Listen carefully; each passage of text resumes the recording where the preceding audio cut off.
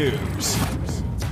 Well, we had some NBA play-in games last night, and the Hawks were dominant in their win over the Hornets to keep their season alive. Trae Young bounced back from a slow start, 24 points, and Atlanta beat Charlotte 132-103. So now they will play the Cavs on Friday for the finals playoff spot in the East. While in the West, the Pelicans are still in the hunt. CJ McCollum had a game-high 32 points, and they beat the Spurs 113-103. So they will play the Clippers on Friday for the 8th seed in the conference. Okay, Clippers are going to beat the Pelicans, and the Cavs are going to beat the Hawks. So that means that the Heat will play the Cavs. The number 1 seed will play the 8th seed, which will be the Cavs. That's the Heat are going to win that series pretty convincingly. If Jarrett Allen was healthy for the Cavs, it would be a much more interesting series. But an older veteran team is going to beat a young talented team. So Miami will beat, and then it'll be Celtics, Nets, Bucks, Bulls, Sixers, Raptors. I cannot wait to watch Nets Celtics. It's a really exciting first round. Oh, no, it's fantastic first round. Fantastic. And then in the Western Conference, you'll have the Suns against the winner of the Pelicans or Clippers. So Clippers probably win that convincingly. But then you have Grizzlies, Timberwolves, the two youngest teams in the league. That's going to be incredible. I'll take the Grizz. I would also take the Grizzlies, but it's still going to be a really fun series. Then you have Warriors, Nuggets. I got to tell you something. Be very careful about it. Be very careful. The best shooting team in the NBA since the All-Star break has been Denver. And Jamal Murray, I just read this yesterday, Jamal Murray may play in the playoffs. I didn't know that. So if there's something, if we can dig that up. But if he came back, Warriors are... If the Warriors are healthy... They should win. I'm taking the Warriors, but I also think it's going to be close. And then you have Mavs Jazz, which is also very interesting now because we don't know the status of Luka. That's a question mark. If Luka's healthy, I would take the Dallas Mavericks. We don't know if he is. Also, Quinn Snyder is a really good coach, and if Luka's not 100%, he will manipulate this series, and that one could be the best series. And the reason being is we won't see Luka be playing 40 minutes a night. And if that's the case, Dallas could be in trouble. The problem with Luka is, and we don't talk about it as much as we probably should because we're constantly talking about Anthony Davis coming in and out of shape and we're giving Zion all these problems. Luka does not take great care of his body. And not saying that's why he's injured right now, but he's notorious for not eating great and relying on his talent. And I don't think they want to risk. Like, if you're the Mavs, do you risk trying to rush him back from this injury? We've seen how that goes in the playoffs. I don't play him game one, and I just see the outcome. And then if we lose game one, I try to play him a little. I mean, it really is an outcome. If I took a 2-0 lead on Utah, I wouldn't play him. If I'm in the whole 0-2, game three, I probably have to play him if he can play. So that's one of those. Remember the Warriors? They had the Kevin Durant stuff. Well, that's what I'm saying, but that was a catastrophe. They brought him back too soon. So you have to be very careful with that. Yeah. So the Celtics and Nets kick off their first round series on Sunday. I love that the first round is so interesting. Normally we're just all right, this is going to be sweet.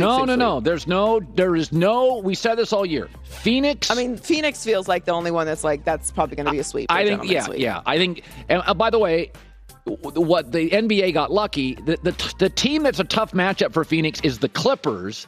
And so they won't sweep the Clippers. So the first round for Phoenix could be much harder than the subsequent rounds after it. Yeah.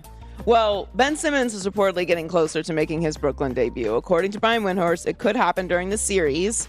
He is targeting game 4, 5, or 6 to make his first appearance as a Net.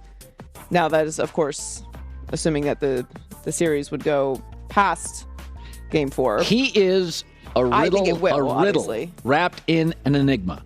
What is going on? I have no idea, but I also don't know. Look, the idea of Ben Simmons coming back is obviously very exciting in this situation, but he's not a plug-and-play player. He hasn't played since June 20th, 2021. I know, but they're going to ask him to play 8 minutes a half. Yes, and maybe you get some defense out of him.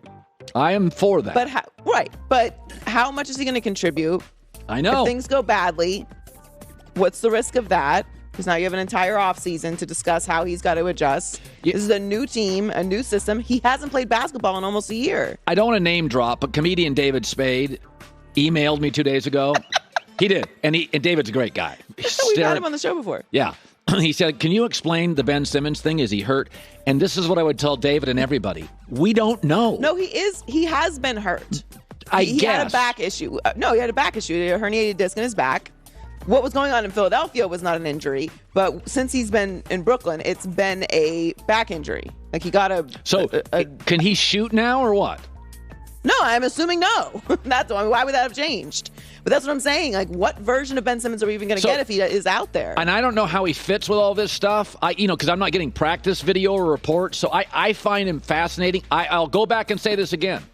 I thought he was going to be kind of a less likable Magic Johnson, 6'10", better defender than Magic, great distributor, finish at the rim, and eventually figure out how to shoot. Because his body type was so unique. Now, he was never going to be Magic, Well, he doesn't have the personality. Yeah, I mean, Magic is just bigger than life. Everybody loves Magic. And that's not Ben. He's moody, but it's just been a massive disappointment. It's chaos, but we're still waiting to see how it all works out. And Woj has reported there's a real chance that the Celtics get Robert Williams back during the series as well. Game 6 would be the 4-week mark since he had surgery on the meniscus in his left knee. So that series is going to be very interesting. Tasty. So the Cowboys are sitting with the 24th pick in the first round of the draft. It's not one of the more star-studded drafts that we've seen. Yeah. But apparently that might not stop Jerry Jones from trying to move up if there's someone that Dallas really wanted to get. I would trade up this draft and just going in as much as you can say about it until you see what's there, who's on the other line. But, I would trade up to, since we're down as low as we are in those first 2 or 3 rounds, if we had a chance to and somebody that we had really coveted was sitting at the bottom, we were able to trade up and get him. By the way, they need a tackle. They need another receiver. They have 9 picks in the draft, one pick in each of the first 4 rounds. I'm for this. If you told me they landed one of the top 4 tackles, because Lyle Collins is gone and Tyron Smith, so they have to get a tackle. And there's like 4 great ones and then another 4 or 5 solid ones.